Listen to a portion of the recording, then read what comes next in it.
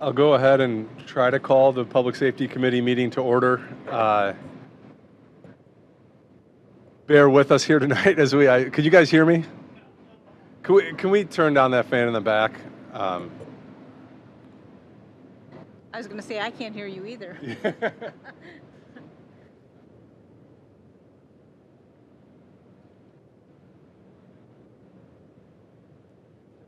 Yeah, we'll just turn it off and we'll see. You know, so I normally wear a long sleeve shirt, but so I'll go ahead and call this meeting to order. According to the clock in the council chambers, it's on time, but I think we're 2 minutes late. So the first order of business is the review and approval of the April 15th, 2024 Public Safety Committee meeting minutes. Is there a motion to approve those minutes? So moved. Is there a second? Second. All in favor, or I guess any comments? No. All in favor, say aye. Aye. Aye. And then we'll go ahead and get moving. We have an hour scheduled. I think we might be able to get through all 3 agenda items, although the last one we may keep in committee just pending LASWAB's review and approval, although we can talk about that on the floor tonight. The first order of business is Ordinance 40-2023, the criminal code as it relates to marijuana. Councilman Schachtner introduced this ordinance late last year, and then the law department, including our prosecuting attorney, have been working on it to make sure that it aligns with the state law and the nuances of Lakewood.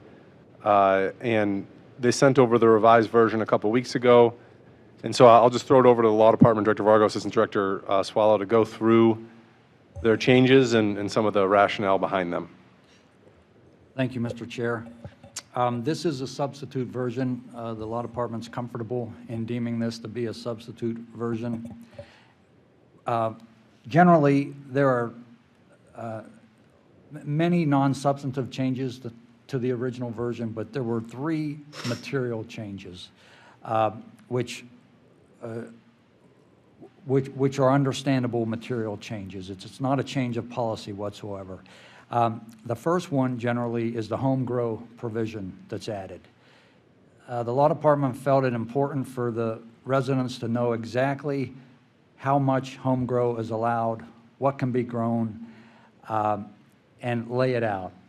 The Ohio statute does the same thing. That's unique because most criminal statutes don't tell you what you're allowed to do. They tell you what you're not allowed to do. So given the significance in the change of this law and how important it is to the state, we agree with the state legislators that it makes sense to expressly let our people know how much they can grow. So we set that forth in 513.021. It gives our people notice, gives them comfort. Similarly, the second item to point out the addition is the limits on conduct of 513.021. This truly reflects the legalization of the use, possession, and purchase of cannabis, adult use cannabis, in our city, and the state statute does it throughout the state. Again, it's a unique situation.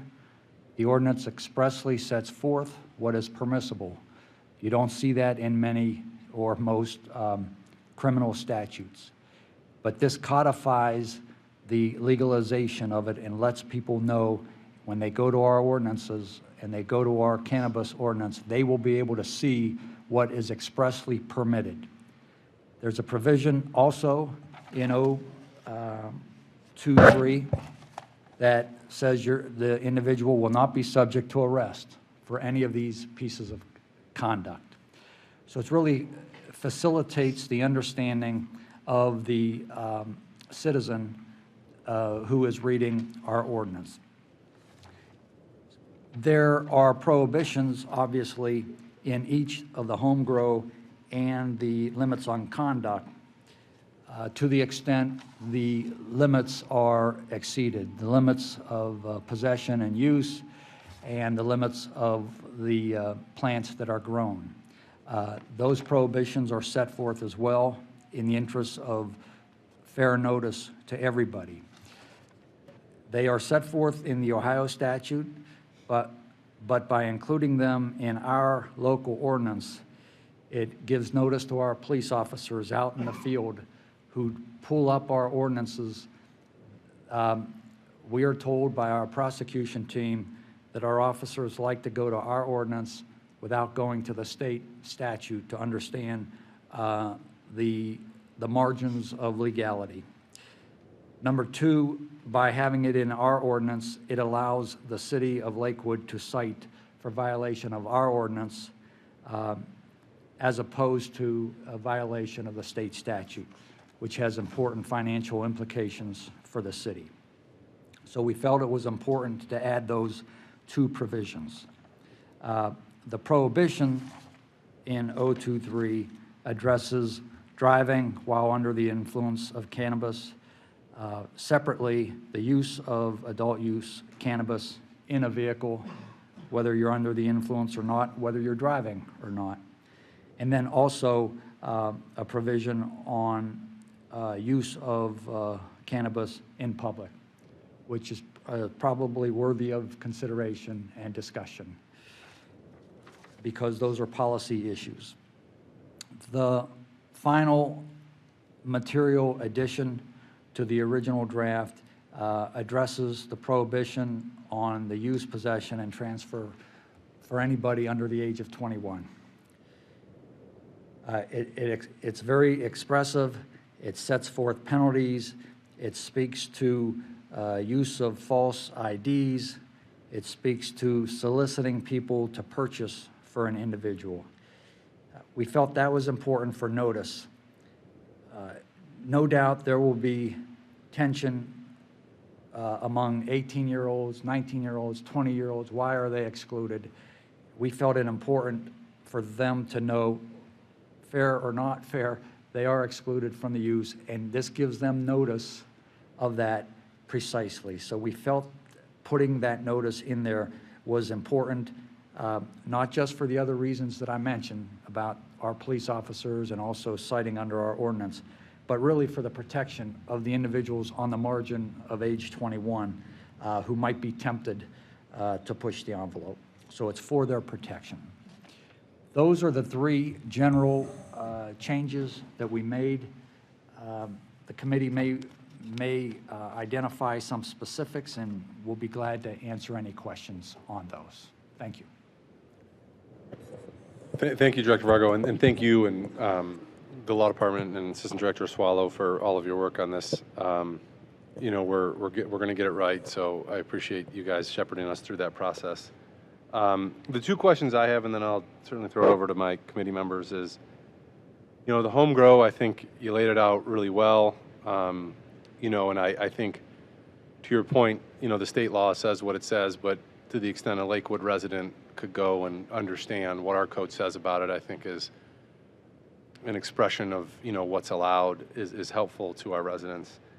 What I am interested in, on the two last ones, the limits on conduct and the under 21 issue, I'm trying to understand the interplay, because I agree with the way you've drafted it, but I'm just curious as to the thresholds here. One, the limits on conduct. I think that it should not be allowed in public, but it should be allowed in the conduct of your own home. So you shouldn't be able to go to in a park, you shouldn't be able to do it on the street. Is that what the state law says too, or are we more restrictive than the state law in that? Ms. Swallow and I had that discussion as late as today, and we've had it ample times. And we have studied the state statute extensively. We do not see express prohibition coming out of the state of Ohio, and we presume that is because it's such a local issue that the state is relying on the locality to really define where it could be used in public. You'll see things in the state statute that says, and I can recall specifically for the age 21, nothing in here is designed to permit anybody to gift or sell adult use cannabis to anybody under age 21. You'll see that language also on public use. So nothing is designed to permit it. We felt it important to go forward and prohibit it. and give parameters to where it could be used. We felt it important to identify that issue for this committee. It's a policy question, and we as lawyers are just identifying this for you. But we don't get the greatest description of what could be prohibited in public from the state statute. Thank you, and that's helpful to understand. And I understand because it's an initiated statute, so it was put together by an interest group, and then the state has not done anything to it other than work out some administrative regs, which I think are more so in relation to the production of it and less on the criminal side. So from our standpoint, I think, at least me, I'm interested in the rest of the committee members and members of council, regulating it like alcohol. You cannot carry alcohol up and down the street or at a park in Lakewood. You can do it in your own home, though. And so I think that is a fair way to do it. Secondly, the under 21 thing, is it prohibited for folks under 21 under state law, or are we increasing the threshold here in this proposed ordinance? No, it is prohibited under the state statute as well, correct? Okay, thank you. Appreciate your time. Any other questions or comments from the committee? Mr. Schechner. Thank you, Chair, and thank you to the Law Department. I know you folks worked really hard on this, and it shows in the document. I really have no objections to anything in here. So I really appreciate all the hours you spent going through this.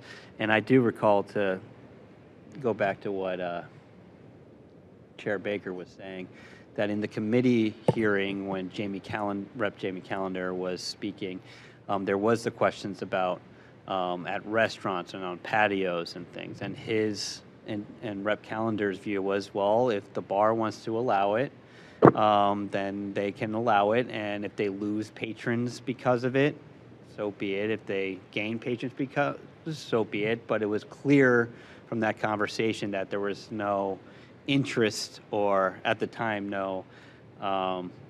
definitely nothing statutory that barred people from smoking or ingesting in public. Gladly, I'm glad that it's left to us to decide on a policy and what fits our community. And I would similarly agree, just by the nature of, we don't, I would have to review, but do we allow people to smoke? We allow people to smoke cigarettes on bar patios. Is that true? I haven't been out in a while, 2 kids. Honestly, I think most patios prohibit it. Yeah. Did I get that on?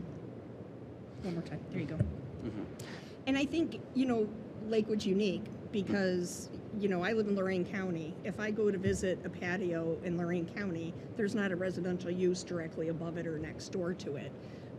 So from my memory, not that I am out a lot in Lakewood, but I think most patios do prohibit it. Mm-hmm. Yeah.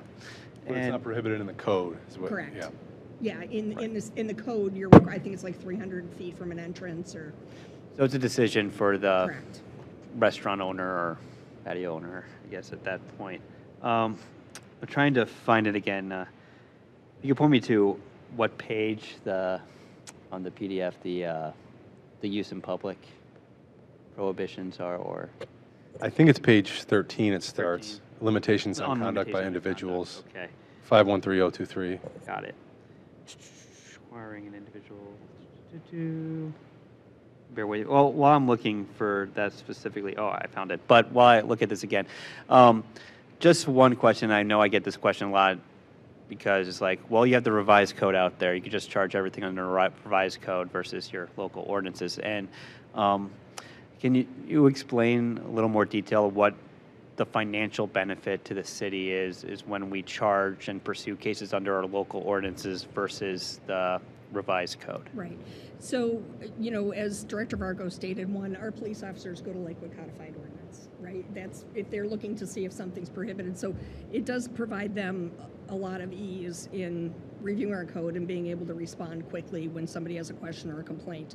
The financial impact is that if somebody is cited under any municipality in Ohio, under their local code, and they're charged and fined, then those fine dollars come back to the municipality. If they're charged under the revised code, then those fine dollars go to the state of Ohio and they are not kept locally. Thank you. So looking again at the limitations of conduct, and it's the last section of it, section G3 or D3, D3. I'm missing an E. So C, D, 1, 2, 3, and then F. So that just has to be, that's just a little change. But, so 3, it looks like this does prohibit from, when you say outdoor patios held open to the public or any outdoor area held open, that's excluding like my backyard or my porch.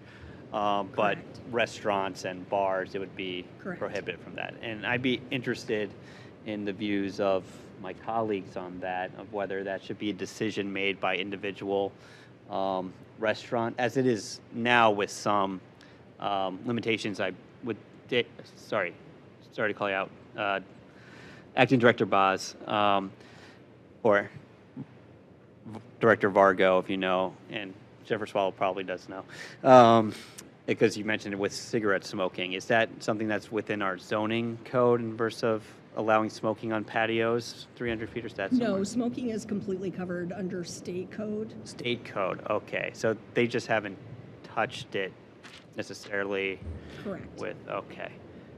So I'll just be interested, because it really is, you know, if there's some patio areas that they're trying to get a certain clientele and they want to allow vaping or something like that, and marijuana vaping or smoking on their patio, should they be able to do it, or should it be barred? Absolutely. I'm kind of up in the air on that. I'm not necessarily sensitive to the smell of marijuana smoke, but I know some people are. But that's just a question for the group, because that's the only thing I would think about, really, about maybe playing with, if that's a view, or I don't know what you've heard from residents. I haven't heard anything specific on that matter. Yeah, Councilperson Strubing. Thank you, Chair. Yeah, I think I'm along with that line of thinking that we let the establishments decide who they want their clientele to be and what they want to allow their clientele to do. I mean, it's totally uncharted territory, right? I mean, we want to think of it as alcohol, right? So you can't walk down the street with a can of beer, but could you walk down the street with a recreational joint? I don't know. But as far as the businesses go, I think, yeah, that we could let that sort itself out with who decides what they want their customers to have. Yeah, and I think that of the things that are in this ordinance, of the considerations, that we have honed in on the one policy piece, right, of like what is at the discretion of the city and council and administration. To that end, has the administration heard from any restaurant owners or bar owners about this issue? No? I'm not aware of any, and those complaints probably would have been brought to the law department because we were working on the ordinance. So I'm oddly enough, I think I may be the one that I think is in alignment with the administration here, in the sense that if it does become an issue, that there is a business that really wants this, right? Then we can always change it, right? All it takes is 3 readings and an ordinance. And I do worry about the floodgates generally, right? I mean, the state is preparing, I think, in June to start selling. Although we're in this weird time period where it's legal to have, but you can't procure it anywhere except home grow. So I think this summer we are going to experience a lot of the newness of this, you know, as a community. And that's where I think I tend to, you know, while I might not be perturbed by marijuana smoke, I could see, you know, someone with their kids eating in a restaurant, but that'd be the same thing with smoke, right? I kind of see smoke and marijuana smoke in the same realm. I guess I don't have any research on the differences between the, secondhand smoke of each. But I think I'd lend to be a little more conservative in this notion and then see how it goes. And then, I'm certainly, do you have any thoughts on this, Councilperson Marks? I do, as a matter of fact. I experienced a situation yesterday. I was walking my dogs in front of Mayhall's, and there was somebody out there who was smoking. It definitely was not a cigarette. And I think if I would have stood there a minute more, I would have smelled like marijuana walking by. The aroma was very pungent. I can't imagine if, and I'm not against people doing whatever they choose to do, but I was thinking, boy, if more than one person was sitting in a patio or standing outside and they were smoking marijuana, what would it smell like? And it lingered. I mean, I walked by Mayhall's and by the gas station and I could still smell it. So, but I think people are going to smell it. I mean, I know personally, walking my dogs, people smoke it on their porches now and have for a long time, and you can identify that. So I guess, I think it's an individual choice, and I think we just have to be respectful of the business owners and what they choose to do and how people respond to that. So you're open to having business owners make that choice themselves and not having it criminalized in the code? Yeah. I think it's one of those things that if you're not hearing any outcry one way or the other, might as well lean on the conservative side. Then if restaurant owners are very adamant or bar owners are adamant about it, then they could make their case at that point and we could review it and then I think that would be more notice to the public then. There'll be more opportunity for debate on that particular issue. More residents would be able to weigh in, and the two groups for and against would be able to weigh in on that point when and if it gets there. Another question. So let's liken it to like cigar smoke, right?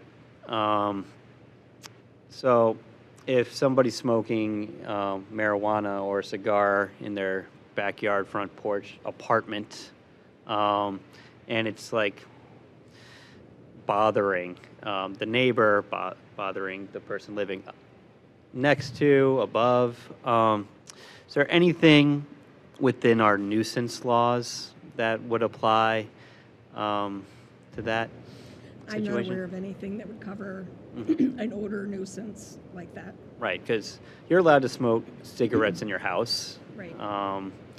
It's up to the landlord if you're in an apartment building, if they're going to allow people to smoke within their own home. So with now marijuana, it's just really going to be about being considerate to your neighbors and talking to them if they tend to have an issue. Get an outdoor fan so it blows the other way if it's particularly bothersome. But yeah, that was really the main whether it's allowed in restaurants. And I'm just thinking about enforcement, not enforcement, just letting the public know what we have decided once this is implemented. Because we have signs, right, like even at the park, it says no smoking, vaping, tobacco products. Do we need to be a little more clear? And I'll tell you a story quickly to illustrate that point. I got a call. It was during the pandemic. It was like the first nice day when people could go to the park during the pandemic. And of course, people were parking all over Lakewood Park. And this guy calls me because he got a parking ticket because we parked in the grass. And he said, well, there was no sign in the grass where I parked that said I couldn't park there.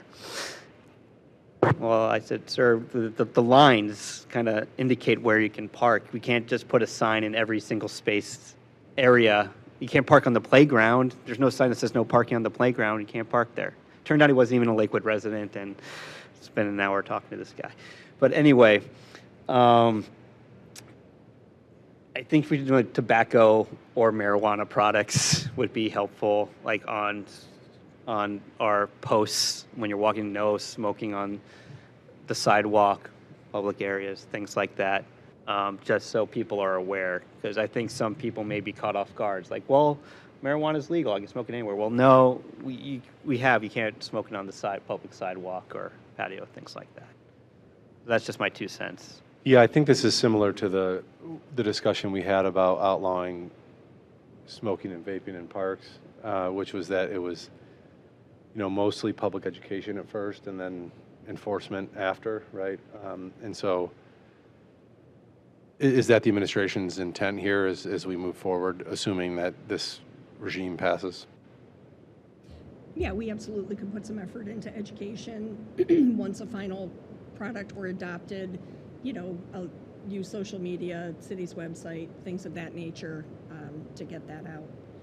Another thought, and this is just kind of on the fly, not for something we would need to consider tonight, but if there were a push from businesses that wanted to have a smoking patio or something like that, it could be possibly done as a conditional use. I know under the state code, when you said cigar, it made me think about like the bourbon and cigar bars.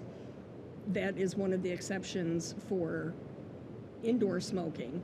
And, on a local level, we could create something like that if there was a push for that by local businesses.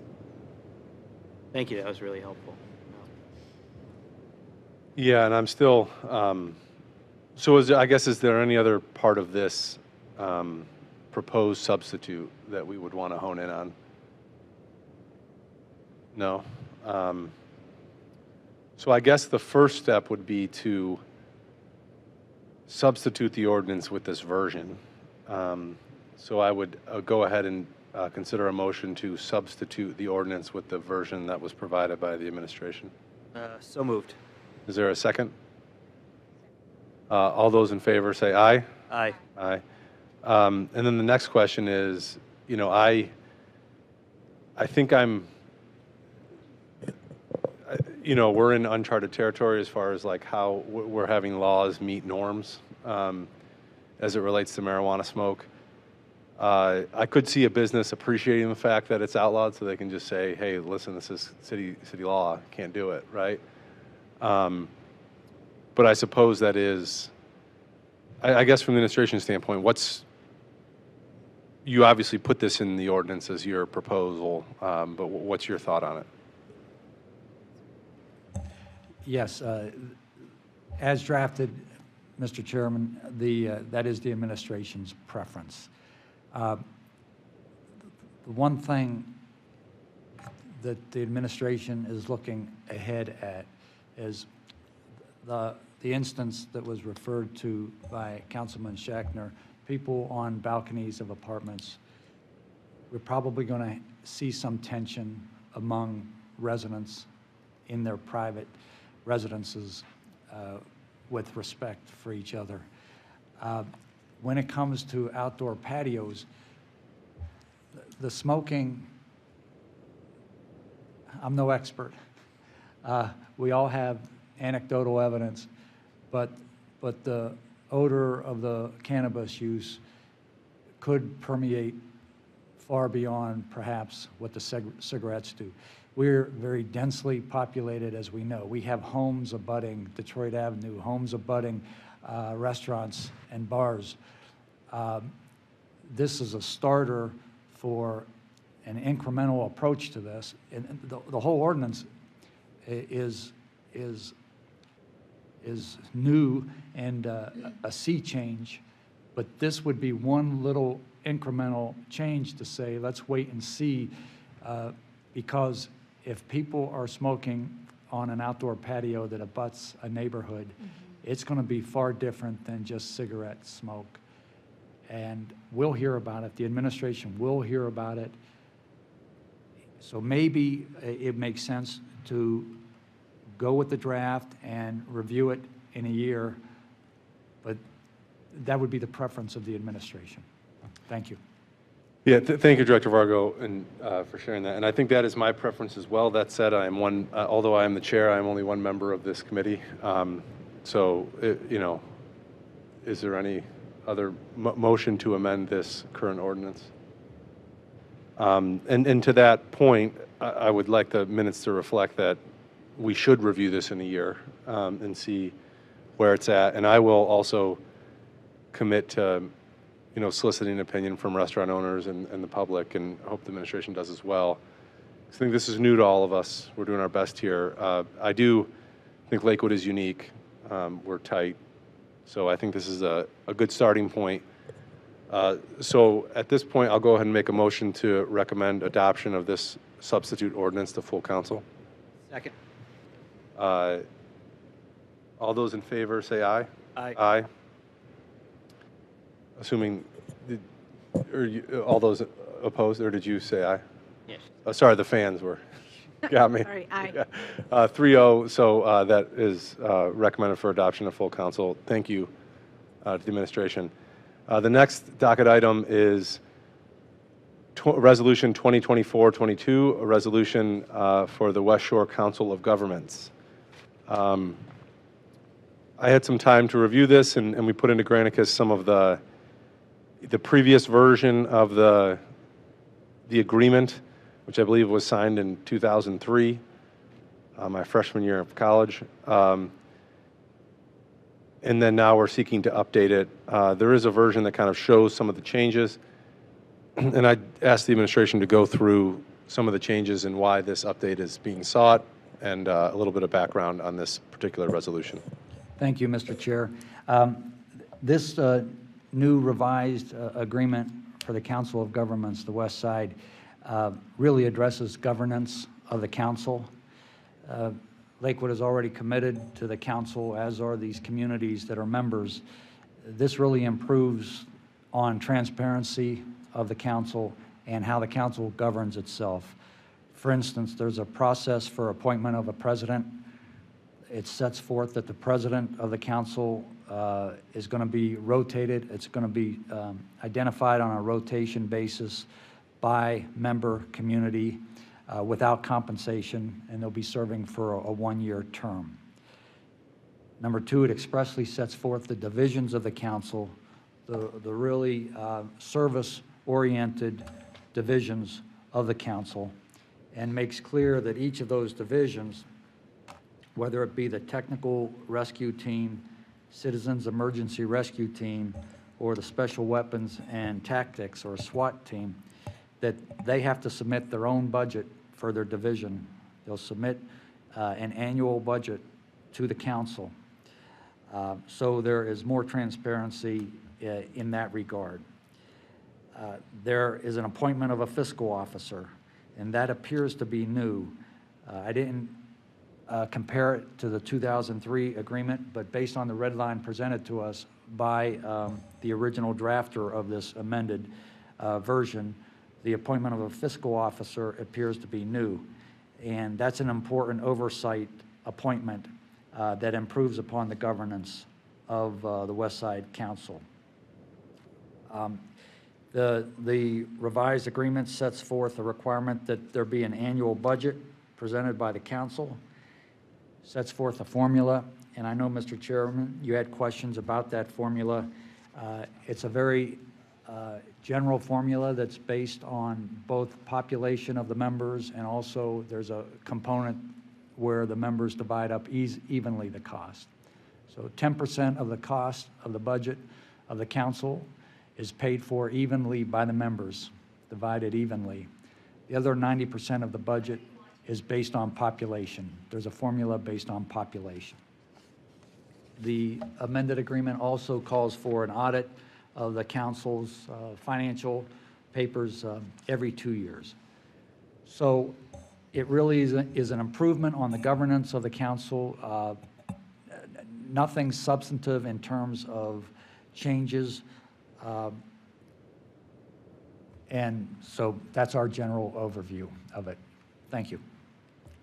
Thank you. I'm sure other folks have questions as well, but so is that, although it wasn't spelled out in the previous version, is the financial model the same as it was before? No, that is a change to the previous version. Traditionally, it's been, there's been a valuation component to the dues. The difference annually for the city of Lakewood is about $3,400. Okay, so, but could you explain the previous formula? So it included residents and property values? Correct, correct. And what was the reason for the change? It's been a discussion among the COG mayors for a number of years.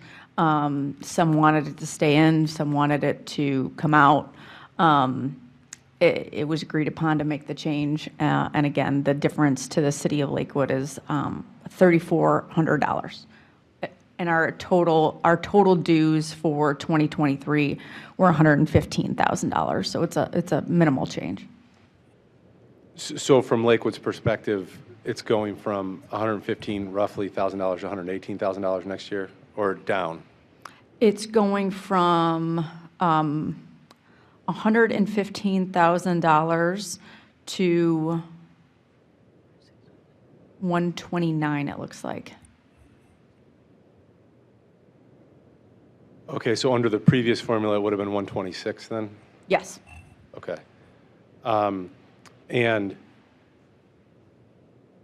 because I'm even trying to run the numbers in my head, and I'm trying to think of property values in Westlake, but Yeah, Westlake is about $3,200 less. so they were maybe in favor of the They were a change. strong advocate for it. But there's six cities. There's 3 that go up slightly, 3 that go down slightly. Because everyone knows Westlake needs more money. Just kidding. I'll keep that to myself. So from our perspective, it ties it more to residents and not property values. Correct, which potentially could be quite favorable to the city of Lakewood in terms of amount due if property values continue to go the direction they go. Yeah, I agree. It's and with Westlake, so much of their property value is tipped and abated for some of their developments. So I think it's a interesting thought exercise. Either way, that's helpful. Thank you. And then within that budgetary, so we're paying slightly more. Going into kind of one of the sub-agreements, and I forget the way it's defined, I think it's the West Enforcement Bureau, the WEB, as it's called. It has like numbers of, officers or personnel for each sub-item of the, whether it's the SWAT team or crisis intervention team. How were those numbers derived? I believe that was through discussions with the commander in charge, Matt Vagno, and the different chiefs of the respective departments to determine appropriate numbers from each municipality. So that's what I guess, so is it, I didn't add them all up and then, divide to see how much Lakewood had as opposed to the other municipalities. Some of it was like Lakewood was providing, 40%, some of them were less. Lakewood certainly provides a large number to all of those, to SWAT, hazard device, et cetera, being the largest municipality. That's really how those numbers are derived. We're the largest municipality. We have more ability to be engaged in these different divisions. Thank you. And then and so I can understand kind of like from a nuts and bolts perspective how this works, and I apologize, I'm sure my committee members have questions as well. So when there's an incident in Westlake or North Olmsted that requires a certain type of enforcement team, specialized team in Lakewood responds, or just like if an event was in Lakewood, the team would respond. Does each municipality kind of just pay the cost of their own staff as with those responses, or is there some like weird cost recovery after the fact where you charge back certain time? It's basically the municipality pays for that staff time and resources. There are some staff members as part of WEB and the COG, but those are, I think there's only four paid staff out of the COG dues. Each municipality is responsible for their officers or firefighters. And so then, and that was my next question, so I appreciate it. So the COG dues, are $129,000 or whatever goes to pay for the administrative and staff of the COG. There's actually people that are employees of the COG. That is correct. We have our commander, as well as a few other individuals who are paid through the COG. I'm sorry, the special agent in charge. Okay. Thank you. Yeah, because I saw there was some cost recovery language in there, but I thought that was maybe more so like if there were some damages and some insurance was involved or something, then it wasn't staff time. That's what so thank you for that clarification. I think this is good regional government. I think this is a good thing. Obviously the details matter, and, $3,000 is $3,000 less that we have going forward, but I think it is what it is. I defer to my colleagues if you have any questions or concerns to the administration. Councilperson Striebeck. Thank you, Chair. Having just been through the Citizens Academy, we had the opportunity to meet some of the officers from the web, and I can tell you that I agree with you with the idea of the regional resource sharing, in that I think it was North Olmsted that had two gentlemen that had extensive military experience with disarming bombs. Instead of trying to train Lakewood officers to serve that need, we've got these two guys right down the road, that could come here and take care of a situation like that if needed. So I'm very much in support of this. I did have a question about the officers, Mayor, if you were in line to become the president or the secretary at this point, and if you saw that that was coming up in the future. And then also under the web, I saw something about a West Shore Youth Leaders. Is that an active group, and can you say anything more about that? Thank you. That is an active group. I can put you in contact with some individuals there. In terms of the president, it's rotated between municipalities. This year it is North Olmsted, and I believe Lakewood is up next year or the year after. Thank you. The other thing I noticed in there is there's annual reports that it looks like the COG or the web gives to each member. Is there any way you could provide council staff with the last 2 or 3 annual reports? It'd just be interesting, I think, to review. Sure. And then, maybe we can put on our calendars, I think it'd be an interesting agenda item just to kind of see, how effective it is. I think as an idea, it's super effective, and I think it's been in place for obviously nearly 20 years, and it's done a good job. So with that, I will entertain a motion to recommend adoption of Resolution 2024. Of course, I can't get into my 22 to full council. So moved. Is there a second? Second. All those in favor say aye. Aye. So moved.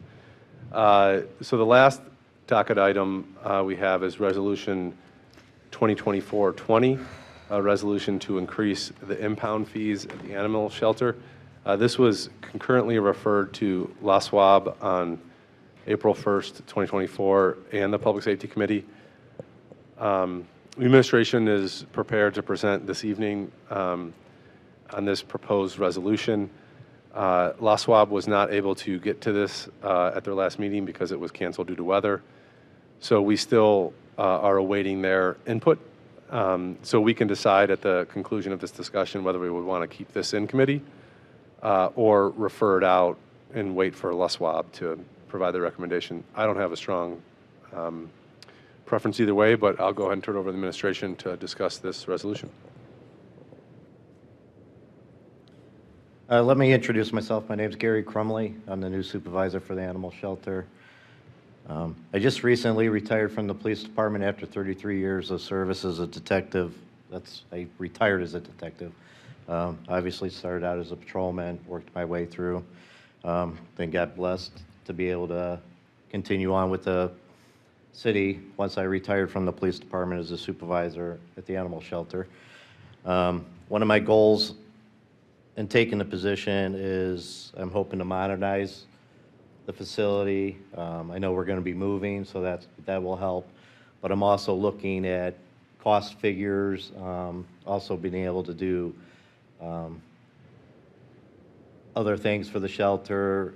I believe coming before you will be being able to microchip the pets that we adopt out and so forth. So I'm looking at things, and when I was looking at over our expenses, I know you guys fixed the low cost of the adoptions of the animals that hadn't been addressed for a long time, and then I realized that the in-pound fees for us dealing with the animals that we have to pick up as strays was also not dealt with for quite some time. Currently, we charge $20 to impound a dog, and then $10 each additional day that we have that animal to the owner if they reclaim the dog. Cats are $10 for the initial impound and $10 each additional day. Those really aren't impacting our cost. It's taken us, on average, about an hour for each animal that we impound. That's from the time we get the call to pick it up.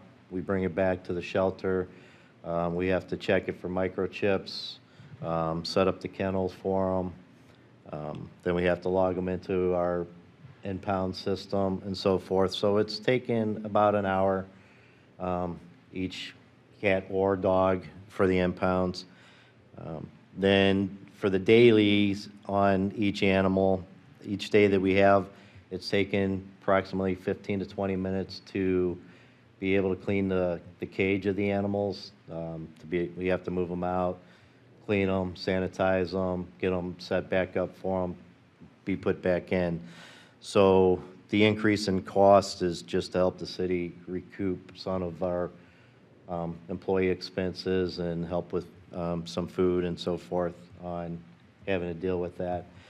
Most of this will be recovered on dogs. Dogs are usually reclaimed by their owners.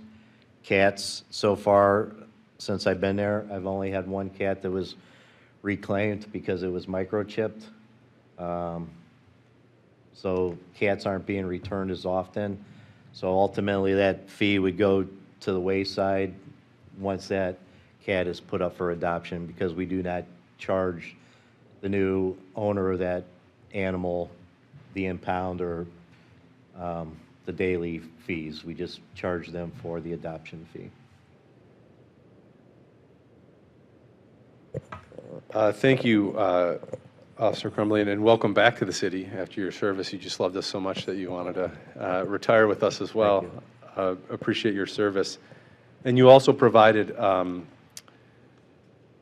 document and I'll ask that the clerk add this into the record. It basically goes through and explains that Lakewood's current fees are $20 for the impound fee and $10 each day, but then Rocky River, City of Cleveland, Cuyahoga County, all have fees that are more in line with the 40/20 that is being proposed this evening. So I think, from a practical standpoint, this all looks incredibly reasonable. And I know, as we transition, from the west side of town to the east side of town with the new shelter, I'm sure, looking at operations, looking at fees is probably the right thing to do to kind of modernize our operation. But I'll open up to the rest of the committee for any questions or thoughts on this docket item. This all seems very reasonable to me. Thank you for providing the comparisons. That, of course, is very helpful. Yeah, this sounds logical to me, although, did you say that we are missing input from someone? Yes, Councilperson Strebig.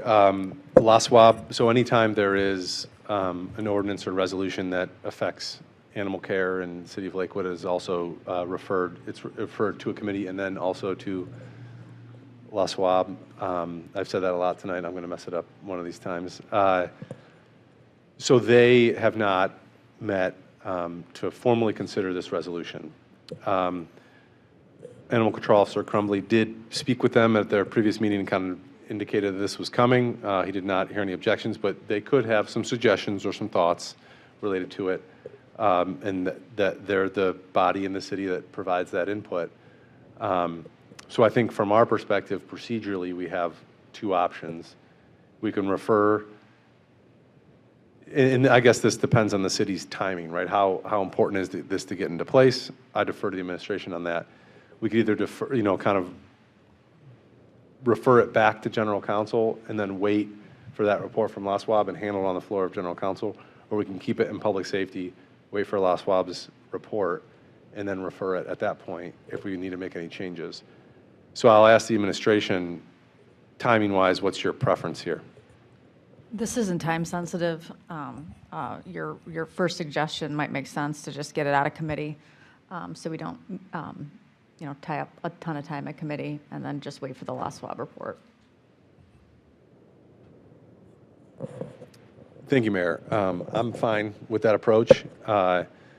It'll be Council President Keppel's problem on the floor of the committee if we have any changes to make, but she is gracious, so I think she will allow us that grace. So I'll go ahead and entertain a motion to refer this favorably back to council. So moved.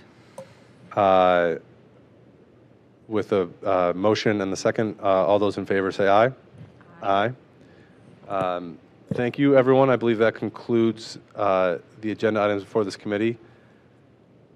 I will note that Director Vargo does not have a jacket on tonight. That's how hot it is in here.